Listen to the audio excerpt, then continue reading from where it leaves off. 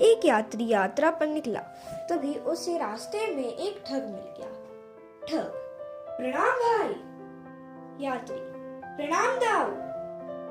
ठग: भाई, क्या तुम भी यात्रा पर निकले हो? यात्री: हाँ दाऊ, मैं भी यात्रा पर ही निकला हूँ, बस थोड़ा ही रास्ता बचा है। ठग: वैसे कहाँ जाना है तुम्हें? यात्री: महाकाल की नगरी उज्जैन। ठग: अरे वाह, मैं भी तो वही जा रहा हूँ, कितना अच्छा संयोग है, दोनों साथ रहेंगे, ईश्वर की भक्ति करेंगे, एक से भले दो।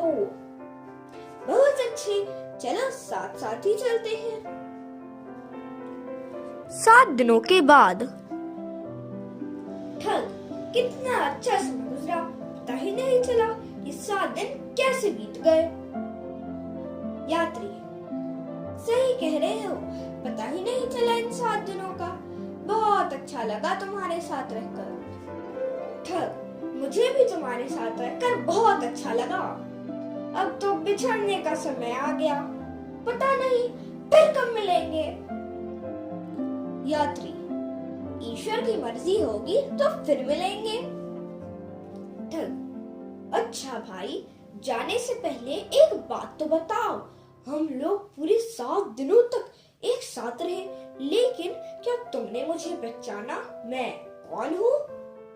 यात्री: क्या पहचानना, जैसे मैं ईश्वर की भक्ति में यात्रा पर निकला, वैसे ही तुम भी हो, और क्या।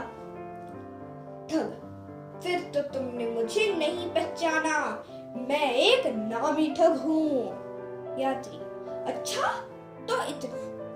तो इतने दिनों तक क्या तुम ईश्वर की भक्ति का नाटक कर रहे थे? ठग: हाँ भाई, कुछ ऐसा ही समझो, कुछ पाने की आशा में मैं यात्रा पर निकला, तभी तुम मिल गए और मैं तुम्हारे साथ हो लिया। मैं निरंतर 7 दिनों तक तुम्हारी तलाशी लेता रहा, मगर मुझे कुछ भी नहीं मिला। अब बताओ, तुम इतनी बड़ी यात्रा पर क्या बिल्कुल खाली हाथ आए हो, कुछ भी लेकर नहीं आए?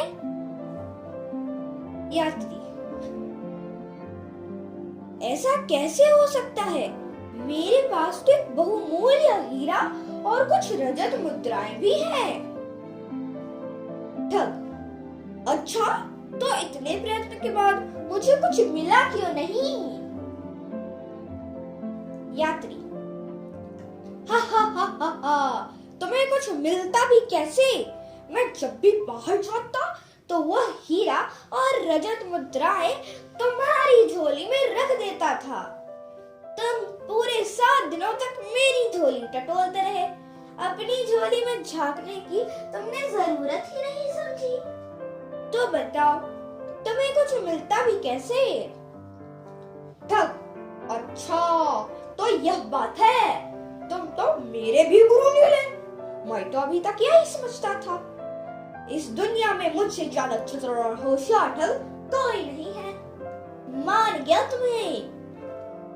यात्री: यही समस्या है हर इंसान की, हर इंसान अपने सुख से सुखी नहीं है, बल्कि दूसरों के सुख से दुखी है, क्योंकि उसकी निगाह सदैव दूसरों की गठरी पर होती है। हमारी गठरी में नित नई खुशियां आती है, पर हमें उनमें झांकने की फुर्सत ही नहीं है। यही सबकी मूलभूत समस्या है।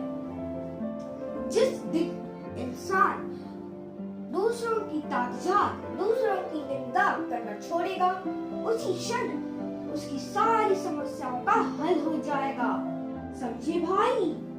अतः अपनी गठरी टटोले और प्रसन्न रहे।